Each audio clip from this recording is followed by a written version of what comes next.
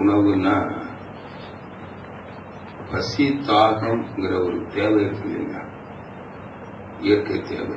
பசி தாகம் இந்த ரெண்டையும் நிறைவு செய்கிற பொருளுக்கு பிறகு உணவு. பசி தாகம் இது புறநானூறுல ஒரு கருத்து இருக்கு. உணவெனப்படுவதே நிலத்தொடு நீரே அப்படின்னு. பஞ்சபூதங்கள் 5.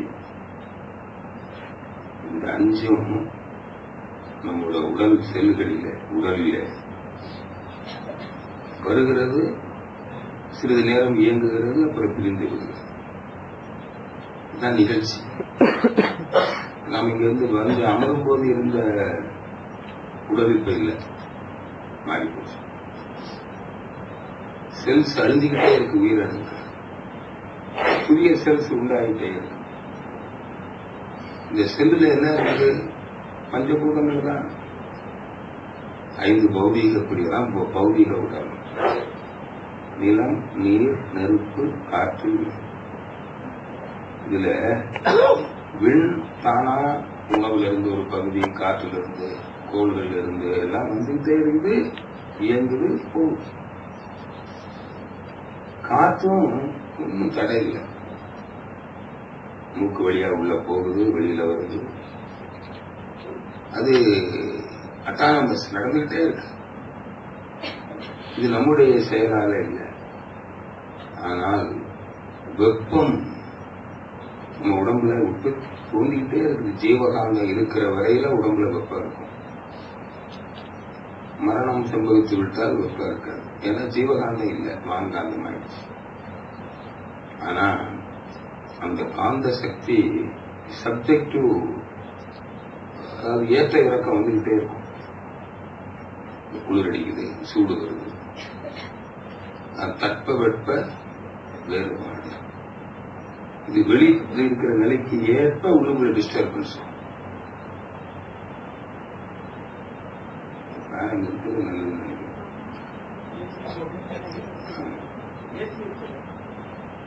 இப்போ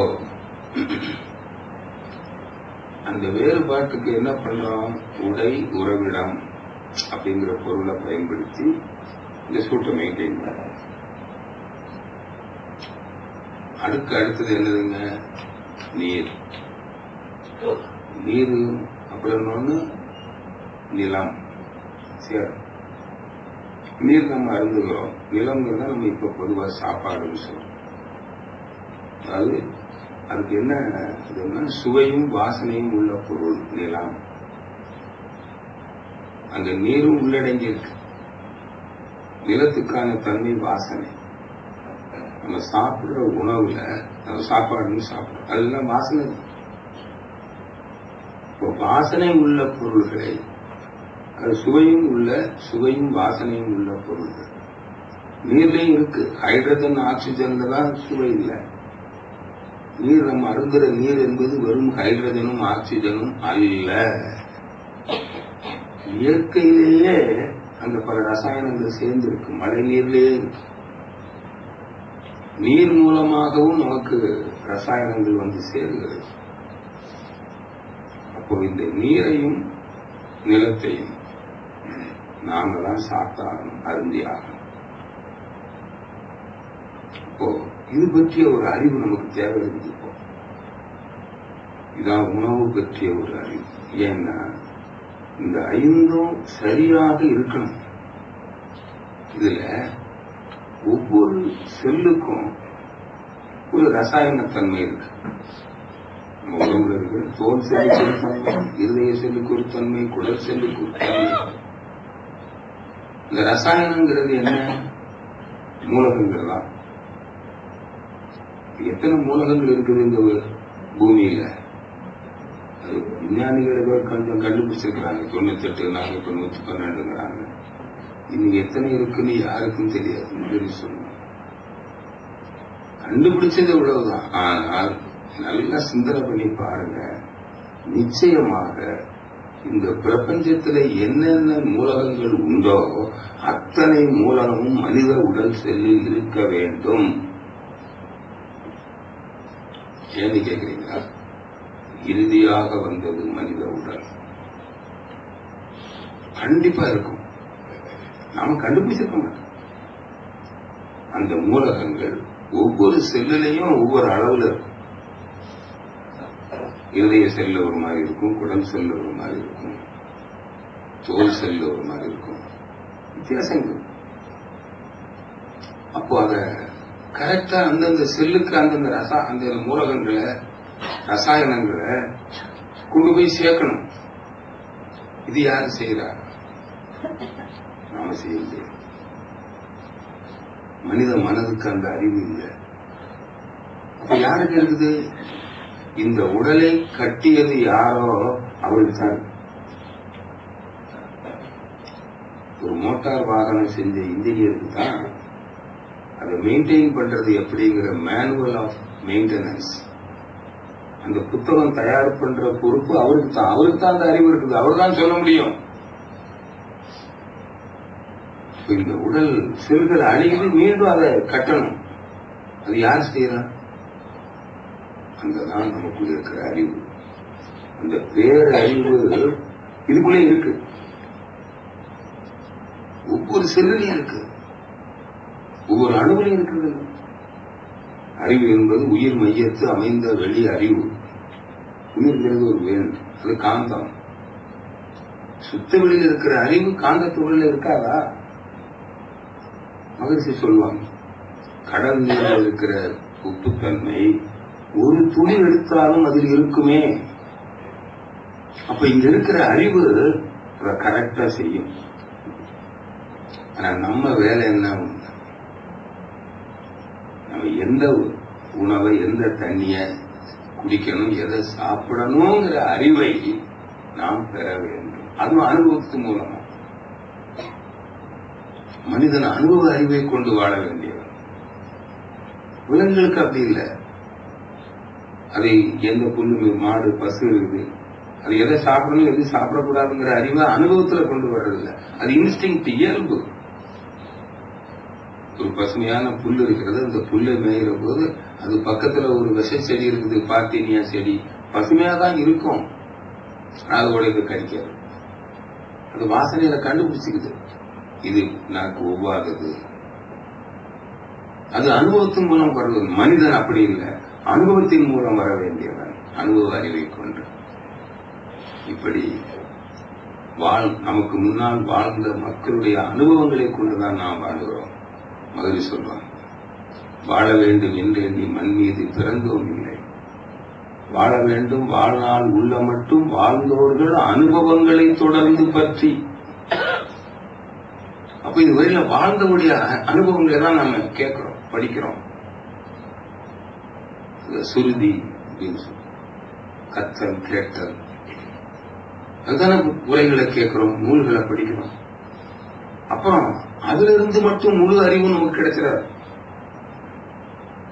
இந்த பகவத்கீதைக்கு விளக்கம் குருவரானந்தாவுடைய உரையில ஒரு கருத்து எனக்கு ரொம்ப பிடிச்சது.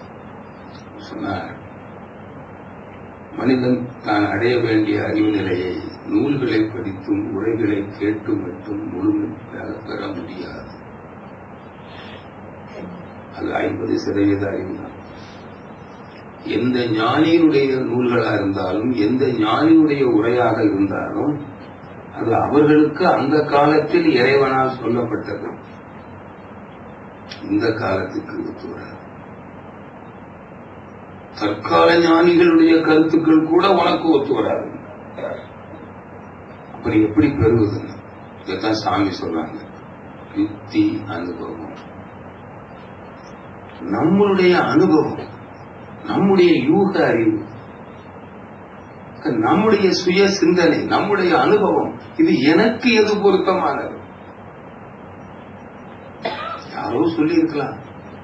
புத்தர் சொல்றார், உனக்கு சொல்லப்பட்டிருக்கிறது என்பதற்காகவோ, பலர் இதை கடைபிடிக்கிறார்கள் என்பதற்காகவோ, சமுதாயத்தில் தொன்று தொட்டு நீண்ட காலமாக பின்பற்றப்படுகிறது என்பதற்காகவோ, மத நூல்களும் சாஸ்திர நூல்களும் சொல்லி இருக்கிறது என்பது சொல்லப்பட்டிருக்கிறது என்பதற்காகவோ எதையும் ஏற்றுக்கொள்ளாதே. உன்னுடைய அனுபவத்திற்கு, உன்னுடைய சுய சிந்தனைக்கு உனக்கு எப்போ பொருத்தமாக இருந்தால் நீ அதை கடைபிடி. மகரிஷி எப்படி சொல்லியிருக்காங்க பார்த்தீங்களா? எந்தெந்த காலத்தோ இடம் காலம் தேவை ஒக்க எழுந்தனை எத்தனையோ செயல்கள், அச்செயல் அக்கருத்து இன்று சிந்தனைக்கோ அனுபவத்திற்கோ பொருத்தமில்லை எனில் தவிர்ப்போம். வேதாத்தியம் அந்த ஸ்பீச் கேட்ட போது நான் அதை பார்த்தேன். வேதாத்திரியத்துக்குள்ள இருக்குது.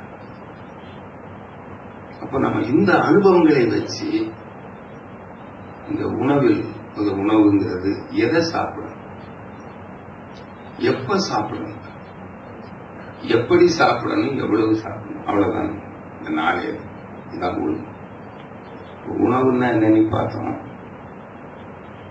உடலுக்கு வேண்டிய ரசாயனங்கள், அது நீரும் நிலம். நீருங்கிறது இயற்கை நீர், இயற்கை கொடுக்குது. இயற்கைன்னு யாரு கொடுத்தது? இறைவன் கொடுத்தது. இப்ப உணவுல இயற்கை உணவு மாதிரி நீர்ல இயற்கை நீர் இருக்கு. மழை நீர் நிலத்துல விழுந்து, இப்ப நம்ம நிர்வாகம் கொடுக்குது அரசு, தண்ணியை சுத்திகரிச்சு அதில் உள்ள அழுக்குகளுக்கு எல்லாம் போக்கி, குப்பை குளங்கள் எல்லாம் போக்கி அவங்களுடைய அறிவுக்கு ஏற்ற அளவுல குடிநீர் கொடுக்குறாங்கல்ல. அதுல எல்லா மினரல்ஸ் இருக்கு, சத்துக்கள் எல்லாம் இருக்கு. அதான் ஒரிஜினல் மினரல் வாட்டர். அது சரிதானு எப்படி ஒத்துக்கிறது? இங்க இருக்கிற அறிவு சொல்லணுமே. அதை குடிச்சு பார்த்தா நாக்கு குடிக்கலாமா வேண்டாமான்னு நாக்கின் மூலம் அந்த பேரறிவு சொல்லுகிறது. குடிக்கலாம், முதல்ல குடிச்சு பார்க்கிறோம், சரி. இப்ப மனம் குடிச்சு பார்க்குது, உள்ள இருக்கிற அறிவு வேண்டாம்னு சொல்லு. இதெல்லாம் நம்ம கவனமா இருக்கணும். சொல்லும், அது பேசும். புத்திங்கிற அறிவு, மனம்ங்கிற இந்த புலன்களில் மயங்கி நிற்கிற அந்த அறிவுக்கு கைட் பண்ணும். அதனாலதான் ஐயா நேற்று சொன்னாங்க தலைவர், கடிவாளங்கிற மனம் புத்திங்கிற தேரோட்டி கையில இருக்கணும். இணைப்பு அங்க கொடுத்துடணும். அது பார்த்து அது மாதிரிங்க நாக்கு சொல்லும். இப்படி நாக்கு எதை குடிக்கலாம்னு சொல்லுதோ அதை குடிக்கலாம். அப்படின்னா அதுல தேவையில்லாத பொருட்கள் இருக்காதா? இருக்கும். அதுக்கு ஏற்க வச்சிருக்கிறது இல்லை. அதுதான் இப்போ ஒரு தொழிற்சாலையில ஒரு பொருள் உற்பத்தி பண்றோம், மூலப்பொருளை கொண்டு. கண்டிப்பா அதுல ஒரு பினிஷ் ப்ராடக்ட் வருது, கழிவுப் பொருளும் வரும். நம்ம குடிக்கிற நீர்ல இருக்கிற அத்தனை சத்துக்களையும் உடல் செல்கள் எடுத்துக்கொள்ளாது, அது தேவையும் படாது. அங்க என்ன தேவையோ அதை எடுத்துக்கும், மிச்சமா இருக்கிறத வெளியேற்றிடும். அதுக்குதான் எஸ்கிரேட்டரி சிஸ்டம், கழிவுகளை வெளியேற்றுகிற ஒரு அமைப்பு உடலில் இருக்கிறது. அதுக்கு ஒரு அளவு இருக்கு, அதுக்கு ஒரு லெவல் இருக்கு. இவ்வளவு கழிவெல்லாம் வெளியேற்றும். அப்போ அந்த கழிவுப் பொருள்கள் அதிகமா இருக்கக்கூடாது. நம்ம குடிக்கிற தண்ணியில இருந்தா என்ன ஆகும்? அதை வெளியேற்ற முடியாது, லிமிட் அவ்வளவு. அப்ப வெளியேற்ற இயலாத கழிவுப் பொருள் எங்க தேங்கும்? செல்லுகள்ல தேங்கும். சாமி சொல்றாரு, every sell is a municipality. ஒவ்வொரு முனிசிபாலிட்டி மாதிரி சுத்தம் பண்ணது அது. ஏன்னா எல்லா செல்லுகளுக்கு தானே போகுது. அப்ப அந்த வேண்டாத ரசாயனங்களை செல்கள் வெளியேற்றும். ஆனா இது ஒரு அளவுக்கு மேல போச்சுன்னா வெளியேற்ற முடியாது. அங்க செல்கள்ல தேங்கும். தேங்கிய கழிவுப் பொருள் நச்சு பொருளாக மாறுகிறது. தாய்மார்களுக்கு தெரியும், நம்முடைய சமையல் அறையில இன்னைக்கு உணவு தயாரிக்கிற போது பல கழிவுகள் அங்க ஒரு பக்கெட்ல போடுறோம்னு வச்சுக்கோங்க. நாளைக்கு காலையில வரையில தான் அது கழிவுப் பொருள். நாளை மறுநாள் காலை வரை அங்க இருந்தால் அது நச்சு பொருளா மாறும். கட்டுப்போச்சு. அப்போ இது தேங்கும் போது என்ன ஆகுது? நச்சு பொருளா மாறிடுது. நச்சு பொருளா மாறினா இந்த செல்கள் என்ன ஆயிடுங்க? கெடுது. ஒரு உறுப்புல எந்த உறுப்புல அது தேங்குதோ அந்த உறுப்புல உள்ள செல்கள் கெட்ட உடனே, அப்போ ஒரு செல்லுக்கு இன்னொரு செல்லுக்கு இடையில ஒரு செல் கெட்டு போச்சுன்னா அந்த அதுக்கு முன்னாடி இருக்கிற செல் பின்னாடி இருக்கிற செல்லுக்கும் தொடர்பு போயிடும். நேற்று கூட சொன்னேன், டார்ச் லைட்ல 3 செல் இருக்கு, ஒரு செல் கெட்டு போனா 2 ஓட. அப்போ நல்லா இருக்கிற செல்லுல என்ன ஆகும்? இது தேங்கும், அதுக்கு மேல ஓடாது. தேங்கின உடனே அங்க சூடு உண்டாகும். சூடு உண்டான அது கரிய ஆரம்பிச்சு ஷார்ட் சர்க்கியூட். இதான் சாமி சொல்றாரு, மின் குறுக்கு. இப்படித்தான் நோய் வருது. இப்போ தண்ணீர இதே மாதிரி உணவுலயே அதாங்க. உணவு வந்து நீர், நிலம், நம்ம சாப்பிடணும். அந்த உணவுல கழிவு பொருள் இருக்கும். கழிவு பொருள் இல்லாம இருக்காது. அதுல நச்சு பொருள் இல்லாம இருக்கும். அது உள்ள போறப்பவே நச்சு பொருளா போனா நேரடியா போய் தாக்கிடும். இப்ப ரசாயன உரம், மருந்துகளை போட்டு உணவு தயார் பண்ணிட்டோம். அப்ப இயற்கைய கெடுத்திருக்கோமா இல்லையா? நான் அறநிலையத்துறைக்கு வர்றதுக்கு முன்னாடி லோக்கல் ஃபண்ட் ஆடிட் டிபார்ட்மெண்ட்ல இருந்தபோது 72-73 வேளாண் பல்கலைக்கழக தணிக்கையில் இருந்தேன். அப்போ அவங்க அந்த ஆராய்ச்சிகள் பண்றதெல்லாம் பார்த்துட்டு உண்மையில நான் அப்பவே நொந்து போயிட்டேன்.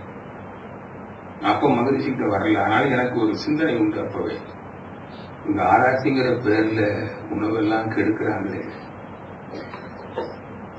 உற்பத்தியை பெருக்கணும்னு சொல்லி அவருடைய இயற்கை தன்மையெல்லாம் கெடுக்கிறாங்களே, இப்படி கெடுக்கிறதுக்கு ஒரு டிபார்ட்மெண்ட், அது கெடுத்தது சரிதான்னு கையெழுத்து போட்டு கிராண்டுக்கு ரெக்கமெண்ட் பண்றது ஏன் வேலையா?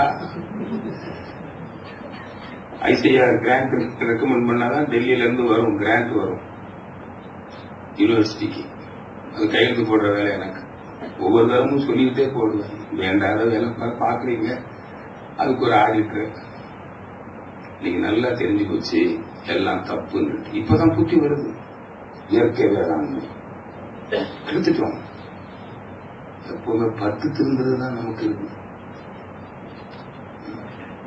இப்படி அப்ப அங்க என்ன வருதுங்க? வரும்போதே நச்சு பொருள் வருது. அது டைரக்டா ஸ்பாயில் பண்ணிடுது செல்ல. அது வெளியேற்ற முடியல. உள்ள வந்த உடனே ஸ்பாயில் பண்ணிடுது. இப்போ எப்படிப்பட்ட உணவை சாப்பிட வேண்டும்? முதல்ல எது சரியான உணவு? ஒழுங்குங்கிறது எது சரியான உணவு? எல்லா அறிஞர்களும் இயற்கை கொடுக்கிற உணவு. அந்த இயற்கை கொடுக்கிற உணவை பெரும்பாலான உணவுகளை இங்க வேக வைக்காமலே சாப்பிடலாம். இயற்கை அப்படியே கொடுத்து ரெடிமேடா கொடுத்து. சில உணவுகளை வேக வச்சு சாப்பிடணும். ஆனா இந்த வேக வைக்கிறதுலயும் அதனுடைய உயிர் சத்துக்கள் ஸ்பாயில் ஆகிடக்கூடாது. அது அறிவு. கேரட்டை பச்சையா சாப்பிடலாம். முருங்கைக்காய் சாப்பிடுவீங்களா? முடியாது. ஆனா அப்ப பச்சையா சாப்பிடுற மாதிரி கொடுத்துருக்கிற கேரட்டை நம்ம வேக வச்சா நான் இயற்கைக்கு முரணாக செயல்படுறேன்னா இல்லையா? அப்ப நான் இயற்கையை கெடுக்கவே இல்லைங்க. நான் ஒரு பாவமும் பண்ண. மகரிஷி என்ன சொல்றாங்க? மேன் டிஸ்டர்ப் தி நேச்சர். எது துன்பம் என்றால், எப்போ நீ இயற்கை இனிமையை கெடுக்கிறாயோ அதனுடைய விளைவுதான் துன்பம்.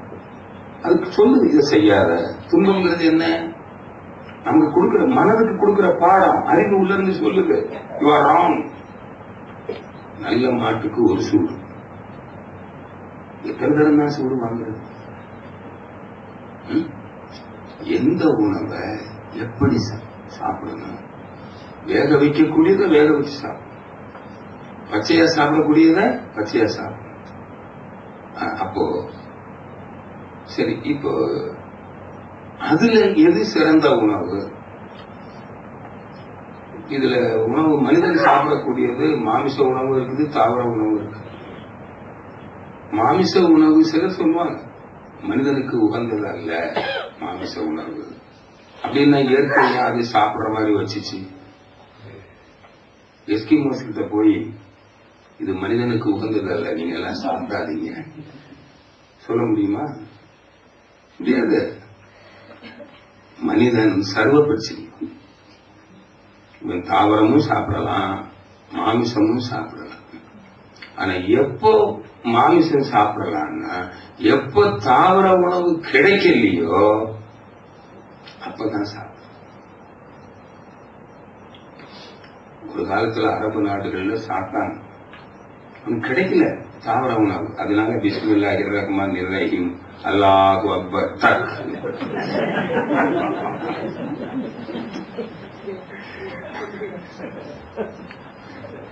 அல்லாஹ்வே நீயே பெரியவன், எனக்கு வேற வழியே இல்லை, நான் இதை சாப்பிடலன்னா மறித்து விடுவேன், ஆகையால் என் செயலை மன்னித்து விடு என்று அல்லாஹ்விடம் மன்னிப்பு கேட்டுவிட்டு அதுவும் அந்த விலங்குக்கு துன்பம் வந்து விடக்கூடாது என்பதற்காக ஒரே வெட்டில வெட்டினான், கத்திய கூர்மா வச்சு. ஏன்னா வெட்டுறது அதுக்கு தெரியாது, ஆனாலும் வெட்டுறதுக்கு முன்னாடியே அதுக்கு தெரியும். நான் இந்த கசாப்பு கடையில பாப்பேன்,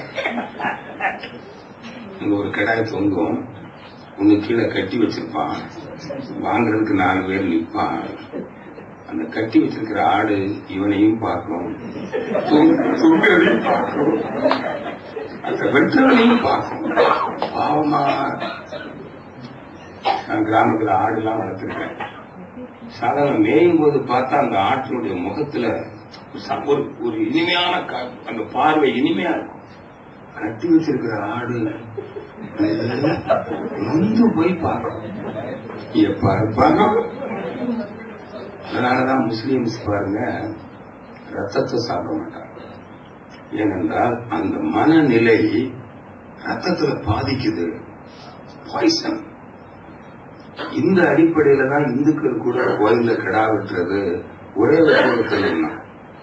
ஏன்டா ஒரே வெட்டில வெட்டணும்னா வெட்டுறது அதுக்கு துன்பமா இருக்காது, ஒரே வெட்டில வெட்டும். நம்ம கூட சமயத்துல பஸ்ல பிளேடு போட்டு போயிடுவாங்க, அவன் அடுத்த பஸ்ஸுக்கு போன போனா நமக்கு வலிக்கும். ஏன்னா பிளேடு ஷார்ப்பா இருக்கிறதுனால வெட்டுறது தெரியாது. ஷார்ப்பா தூக்கி ஒரே வெட்டில வெட்டணும்னு சொன்னாங்க. நான் கோயில்ல கிடா வெட்டுறவனை கேட்டா ஏன்யா ஒரு வெட்டுல வெட்டணும்னா 2 வெட்டு வெட்டினா குடும்பத்துக்கு ஆகாதுங்க.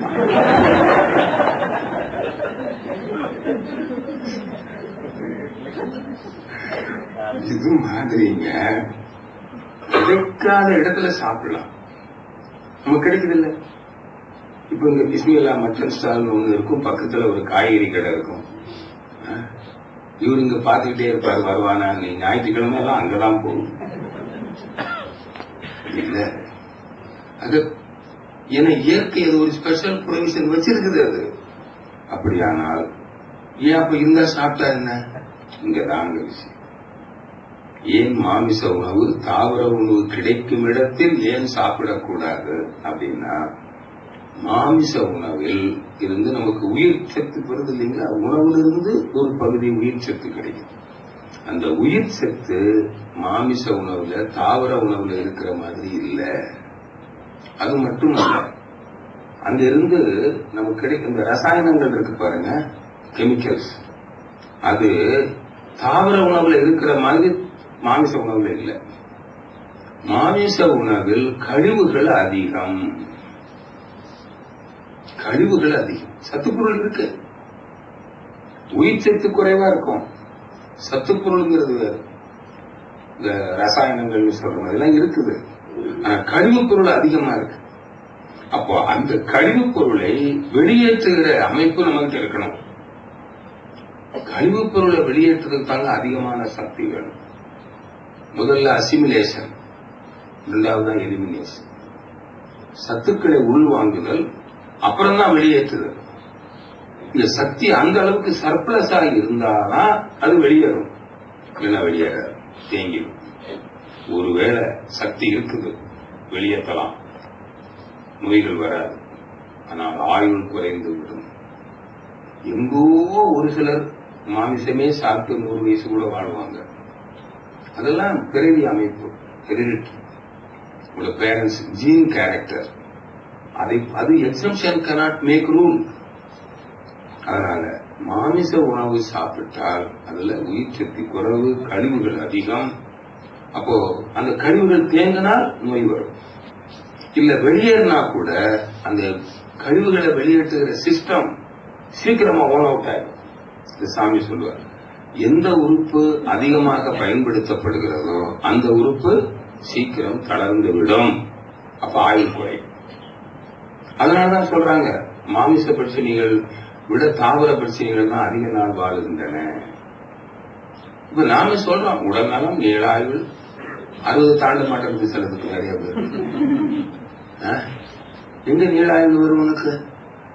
2 நாள் வாழணும்னா உணவை மாற்றணும், அந்த தாவர உணவு.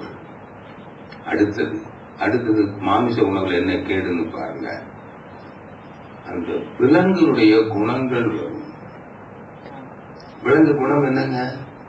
சாமி சொன்னார் ஒரே வார்த்தையில, பிறர் வளம் பறித்தல். இது ஒண்ணு போதாதான்? அதனால்தானே இவ்வளவு சீரழிவு. பிறர் உடலை தாக்குவது, உடைமையை பறிப்பது, வாழும் நிலத்தை அழிப்பது. அப்ப இது மாமிசத்தை சாப்பிட்டுட்டு நல்ல குணங்கள் எங்கிருந்து வரும்? அது மட்டும் இல்ல, பயம் வருகிறது, கோபம் வருகிறது, இல்லைங்களா? வஞ்சம் வருகிறது, கடும்பற்று வருகிறது, எல்லாம் வந்து. இப்ப இதை சாப்பிட்டுட்டு நான் அறுவடை சீரமைக்க பயிற்சி எங்க போய் பண்றது? சாணி ஏறும் பயிற்சி நேரத்துல போய் சர்டிபிகேட் வாங்கிடுவோம், திரும்ப ஏறியும் பயன்படாது. இப்போ மாமிச உணவு எப்படி குணத்துக்கும் சம்பந்தப்பட்டிருக்கும். அடுத்தது அறிவு உயர்வுக்கு தடை. சாமி சொல்வார், தாவரங்கள் தான் மேல் நோக்கி போகுது, அவருடைய அறிவு. விலங்குகள் எல்லாம் கீழ் நோக்கி பார்க்கும், பார்வையை கீழ் நோக்கி தான். இப்ப நம்முடைய அறிவு எங்க போகுங்க? அப்புறம் அறிவுல உயரணும். எங்க போய் அறிவுல உயராது. அறிவில் உயர வேண்டுமானால் தாவரங்கள் மேல் நோக்கி போகும். அதுலேயும் தாவரங்களிலேயும் எந்த தாவரம் உயர்ந்தது, எந்த தாவர உணவு உயர்ந்தது? அடுத்த கேள்வி. பெரியவங்க சொல்லி வச்சிருக்கிறாங்க, மரம், செடி, கொடி. முதல்ல மரங்கள்ல கிடைக்கிறது உயரமான மரம். தமிழ்நாடு, தென்னிந்தியாவை பொறுத்தவரையில தேங்காய் உயரமான, பனைமரத்தை விட உயரமான. அதனாலதான் தேங்காய் உயர்ந்த உணவு. தேங்காயில எல்லா சத்துக்களும் இருக்கு. தேங்காய் ஒண்ணு சாப்பிட்டு உயிர் வாழலாம். நிறைய பேருக்கு தேங்காய் பழம் கேள்விப்பட்டிருப்பீங்க. அதனாலதான் கோயில்ல கூட இறைவா உன்னுடைய படைப்பில் உயர்ந்த உணவு, அதுவும் வருடம் முழுதும் கிடைக்கும். வாழைப்பழமும் வருடம் முழுதும் கிடைக்கும். அதனாலதான் இந்த கோயில்ல அதை படைச்சு, இறைவா நீ கொடுத்த உணவு உயர்ந்த உணவு அப்படின்னு பக்தன் அந்த இறைவனுக்கு நன்றி சொல்லி, இது எனக்கு மட்டும் கொடுக்கல எல்லாருக்கும் கொடுத்ததுன்னு தான் கோயில்ல பிரசாதமா படைச்சு எடுத்தது எல்லாருக்கும் கொடுத்துட்டு தான் சாப்பிடறான். ஒரு தேங்காய் மூடிய ஐயர் எடுத்துக்கிட்டாருன்னா இவனுக்கு நொந்து போறான். எடுக்கிறதா எடுத்தாரு, சின்ன மூடியில எடுத்துக்கப்படாதா? அறநிலையத்தில் இருந்து நான் நிறைய அனுபவத்தோட நிறைய பேர் கோயில்ல நொந்து தேங்காய் மாறி போச்சுன்னா என்ன பாடுபடுறேன்.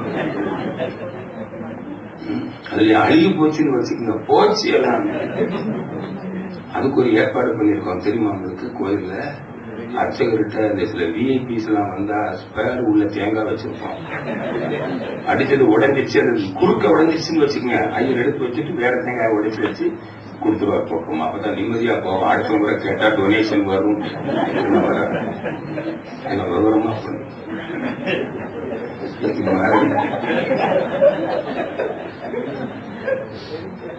இது மாதிரி உணவுகளை உயர்ந்தது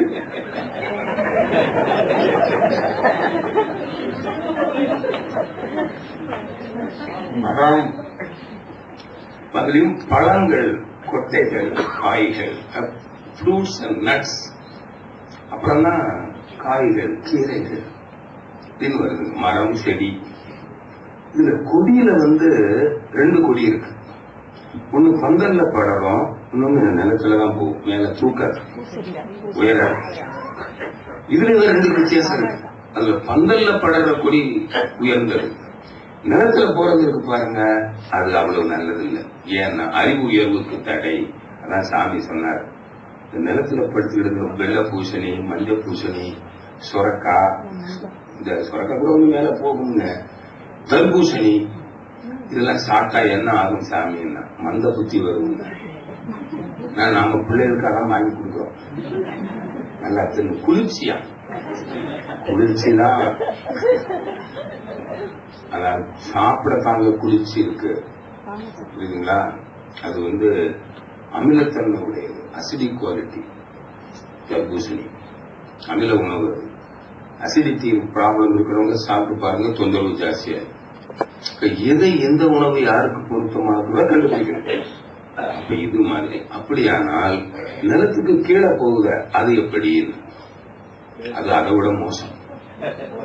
கீழான உணர்வு தான் ஏற்படும், கிழங்கு வகைகள். ஆனால் அதுல சத்துக்கள் இருக்கும். கேரட், பீட்ரூட், முள்ளங்கி, இல்ல நல்ல சத்துக்கள் இருக்கு. அதுல வாயுன்னு சொல்லுவாங்க. எப்படின்னா, நம்ம சாப்பிடுற உணவு கழிவா வெளியேறது இல்லைங்களா? 3 வகையா வெளியேறும். திடக்கழிவு, திரவ கழிவு, வாயு கழிவு மாறிதான் வெளியேறும்.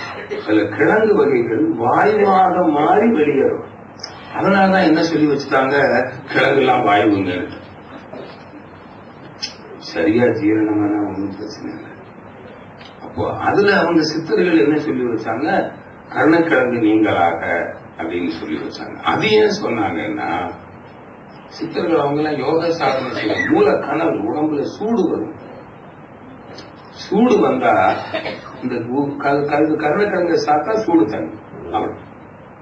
ஆகையால் கருணக்கிழங்கு சாப்பிடலாம்னு சொன்னாங்க. மெடிசினல் வேல்யூ இது மாதிரி நாம புரிஞ்சுக்கணும்.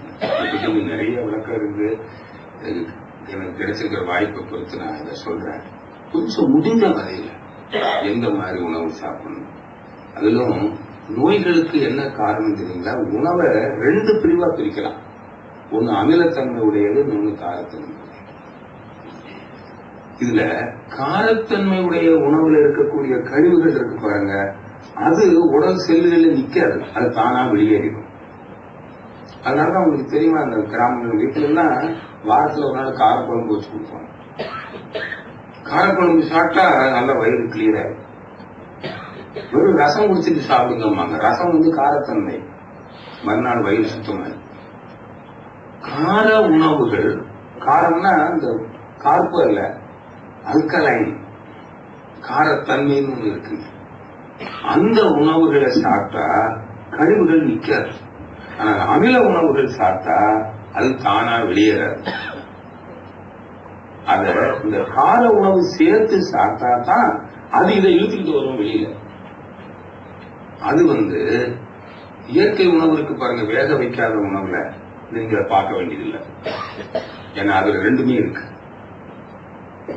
சமைத்த உணவுலதான் கிளாசிஃபை பண்ண, இது காரத்தன்மை உடையது, இது அமிலத்தன்மை உடையது. அதைத்தான் சமையல்னால சமப்படுத்துதல். சமையல், சமையல் எதை சமப்படுத்துறது? காரத்தன்மையையும் அமிலத்தன்மையும் சமப்படுத்தணும். இப்ப உதாரணமா சொன்னா, சாம்பார் வச்சு சாப்பிடுறீங்களா? சாம்பார் அமிலத்தன்மை உடையது, ரசம் காரத்தன்மை உடையது. சாம்பார் சாப்பிட்டா ரசம் சாப்பிடணும். இந்த 2ஓட நிறுத்திக்கலாம், அது மேல தேவையில்லை. ஒருவேளை தயிர் சாப்பிட்டுட்டா ஊறுகாய் சாப்பிடணும்.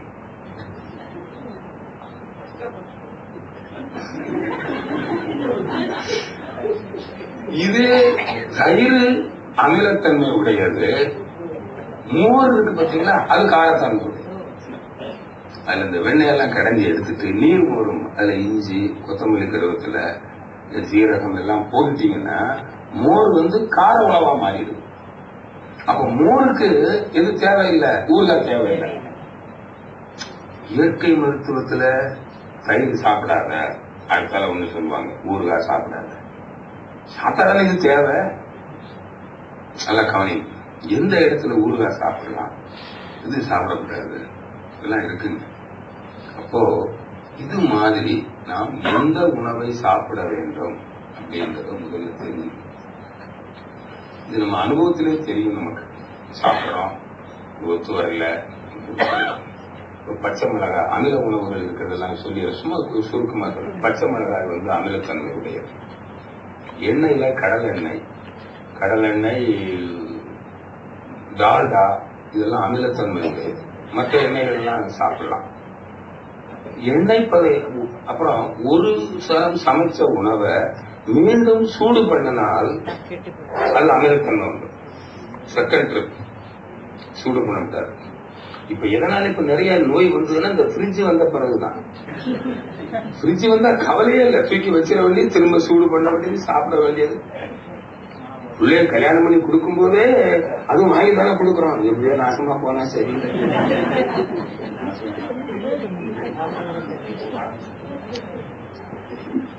வீட்டுல புரிஞ்சா உங்க அப்பா ஃப்ரிட்ஜ் வாங்கி கொடுக்கலையான்னு கேட்கு. இந்த ஃப்ரிட்ஜ் என்ன பொறுத்த வரையில வீட்டுல ஒரு நாள் சொன்னேன், ஏன் ஃப்ரிட்ஜ் நான் சொன்னேன் ஃப்ரிட்ஜ் வாங்கிக்கலாமா. அப்ப எதுக்கு நாங்க நாளைக்கு கல்யாணத்துக்கு போனோம்னா இன்னைக்கு பூ வாங்கி வைக்கிறதுக்கு யூஸ் ஆகும், வேற எதுக்கும் ஃப்ரிட்ஜ் யூஸ் ஆகாது. ஃப்ரிட்ஜ்ல வைக்கிறது எப்படி உணவு வைக்கிறது. அப்போ ஒரு மறுமுறை பண்ணக்கூடாது. இந்த ரசாயன உரம், இந்த ரசாயனங்கள் சேர்க்கப்பட்ட பதப்படுத்தப்பட்ட உணவுகள், பிரிசர்வேட்டிவ்ஸ் இதெல்லாம் அவாய்ட் பண்ணணும். இந்த கூல்ட்ரிங்க்ஸ், ஐஸ்கிரீம், சாக்லேட்டு, எண்ணெயில வறுத்தது இதெல்லாம் அவாய்ட் பண்ணு. இந்த மாதிரி நிறைய இருக்குதுங்க. நம்ம அனுபவத்துக்கு வச்சுக்கலாம். பட் ஏதோ சந்தர்ப்பம் வருது, ஒரு நாள் சாப்பிட்ட உடனே ஒன்னும் ஆயிடாதுங்க. ரொம்ப பார்க்காதீங்க, ஐயோ சாப்பிட்டேன்னு அதுலயே நோய் வந்துடும். ஒண்ணு வச்சுக்கோங்க, நம்ம உடம்புல இம்யூனிட்டி லெவல்னு ஒண்ணு இருக்கு, அது ஓரளவுல சரி பண்ணும். அப்புறம் ஒரு தடவை ஒரு தொந்தரவு வந்து அது காய்ச்சல் கொடுக்கும், யூ ஆர் ராங் அப்படின்னு சொல்லணும். அடுத்த முறை மாத்திருங்க, சரியா போச்சு. ஏன் கவலைப்படுறீங்க, இயற்கை சரி பண்ண வச்சிருக்குதுங்க. அதனால இன்னொரு இடத்துல வள்ளுவர் கூட சொல்லுவார், நஞ்சு கூட அன்போடு கொடுத்து நீ சாப்பிட்டா அவங்க ஒண்ணும் பண்ணாதுங்க, அன்பு கலந்து ஒண்ணு. இது மாதிரி மாறுபாடு இல்லா உண்டி மறுத்துண்ணி ஊறுபாடு இல்லை உயிருக்கு, மருந்தன வேண்டாவாம் யாக்கைக்கு அருந்தியது அத்தது போற்றி உண்ணி. மகரிஷி திருக்குறள் உட்பொருள் விளக்கம் நூல் இருக்கு இல்லைங்களா, அதுல இந்த குறளுக்கு எழுதியிருக்கிற விளக்கத்தை முழுதும் படிச்சு பாருங்க. நான் சொல்லல, கம்ப்ளீட்டா மகரிஷி கவர் பண்ணிருக்காங்க. இந்த ஒரு குறள் பாருங்க, எதை சாப்பிடணும், எப்ப சாப்பிடணும், ஒரே வார்த்தை, பசித்து புசி. சாமி என்ன சொன்னாங்க, பசித்து புசிக்கணும், அளவோட சாப்பிடும். அளவு எவ்வளவு, பசி அடங்குற அளவு. ஒருத்தர் கேட்டார், அளவுனா எவ்வளவு சாருன்னா, அதுக்குள்ள இன்னொருத்தர் பதில் சொல்லிட்டார், இது தெரியாதா, அரை வயது சோறு, அரை வயது தண்ணி, கால் வயது தண்ணி, கால் வயது காத்து இருக்கணும். உடனே ஒருத்தர் கேட்டார், ஸ்கேல் விட்டாப்பா.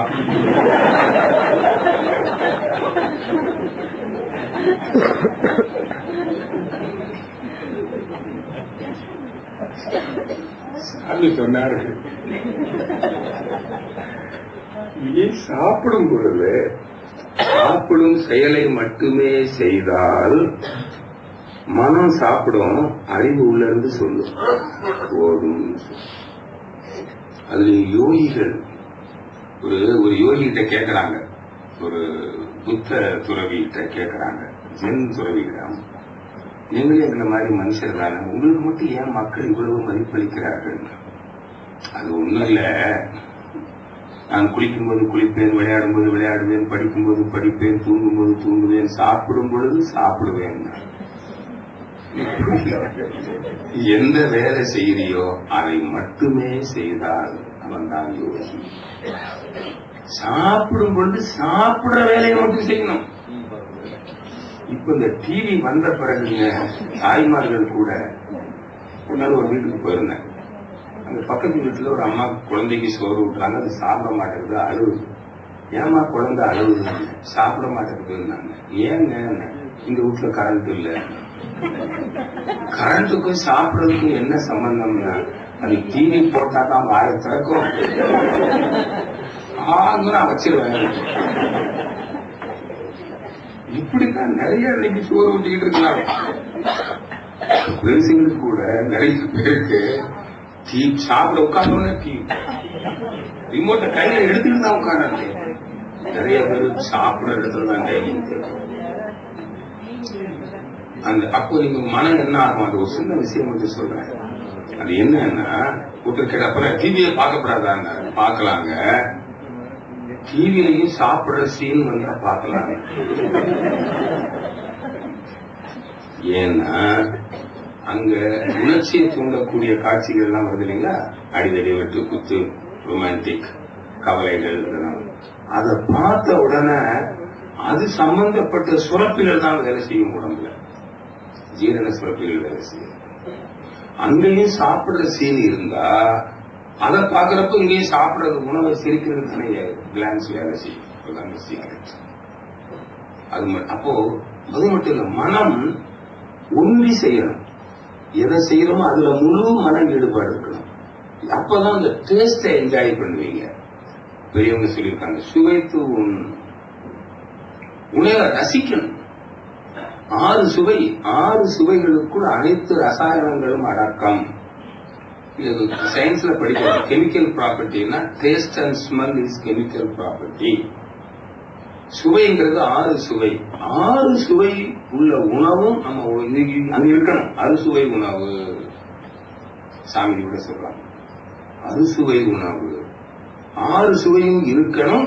அந்த 6 சுவையும் நாம உணரணும். உணரலன்னா அது தெரியாது, சுவை தெரியாது. அப்போ நிதானமா சாப்பிட நல்லா மென்று சாப்பிடணும். நொறுங்க தின்றால் எல்லாருக்கும் தெரியுது. நொறுங்க என்ன எப்ப என்ன கிடைக்குதோ அதெல்லாம் கண்டுபிடிச்சிருக்கான். பிரான்ஸ்ல ஒரு 3 மாசத்துக்கு முன்னாடி ஒரு ஆர்டிகல் படிச்சேன். பிரான்ஸ்ல சில டாக்டர்ஸ் எல்லாம் வந்து இந்த இளைஞர்களுக்கு இந்த கருத்தரிக்கிற பிரச்சனைகள் இருக்கு இல்லைங்களா, குழந்தை பேரு பிரச்சனைகள் வருது. அதுக்கு என்ன காரணம்னு ஆராய்ச்சி பண்ண போது மிக முக்கியமான காரணம் நொறுக்கு தீனின்னு கண்டுபிடிச்சிருக்காங்க. நொறுக்கு தீனி அந்த ஃபாஸ்ட் ஃபுட், மசாலா உணவுகள், விரைவு உணவுகள், இதெல்லாம் இந்த மாதிரி குழந்தை பேரு பிரச்சனையை உண்டு பண்ணுதுன்னு சொல்லியிருக்காங்க. அப்போ அது என்ன, பசி இல்லாம நம்ம சாப்பிடுறோம். சாமி சொல்ற உடல் உணவை செரிக்காவிட்டால் உணவு. அப்போ பசி இல்லாம சாப்பிடக்கூடாது. பசி இல்லாம சாப்பிட்டா அந்த பசியை சொல்றது யாரு? அறிவு. உணர்றது எது? மனம். அறிவே சொல்லல, சாப்பிடுன்னு சொல்லல. மனம் சந்தர்ப்ப சமமா சாப்பிடுது. அப்ப அறிவு என்ன பண்ணும்? அது ஜீரண சுரப்பிகளை சுரக்க வைக்குமா? சுரக்க வைக்காது. பிரச்சனை. அதே போல பசி வந்து சாப்பிடணும். அப்ப பசி எப்ப வரும் நமக்கு தெரியும். ஒரு உணவுக்கு இன்னொரு உணவுக்கு இடையில மினிமம் 4 hours. ஏன்னா 3 மணி நேரம் செரிமானத்துக்கு சாமி சொல்றாங்க. பசி வந்து 1 மணி நேரம் சாப்பிடாம இருக்கணும். அந்த 1 மணி நேரத்தில் கோள்கள்ல இருந்து வரக்கூடிய காந்த அலை மூலம் உணவு மூலம் கிடைக்காத சத்துக்களை உடல் செல்கள் கோள்கள் அறையிலிருந்து வாங்கிக் கொள்ளும். அப்ப நம்ம அதுக்கு ஒரு இடம் கொடுக்கணும், டைம் கொடுக்கணும். சொல்றாங்க பசி வந்து, பசிங்கிறது நீங்க 3 hours தான் டைஜஷனுக்கு மினிமம். 1 மணிக்கு சாப்பிட்டா 4 மணிக்கே. ஆனா அதுக்கப்புறம் வரலாம். வந்தாப்போ 1 மணி நேரம், 5 மணிக்கு மேலதான் பசி வந்தா. இது ஒரு பொது கணக்கு தான். உடல் உழைப்பு இருக்கிறவங்களுக்கு அதான் கணக்கு. உடல் உழைப்பு, மூளை உழைப்பு இருக்கிறவங்களுக்கு அது வெள்ள கணக்கு. அதனாலதான் ஜீரண சக்தி இருக்கும். அதிகமா சாப்பிடுவோம், அது ஜீரணமாகி உடம்புல வெயிட் கூடி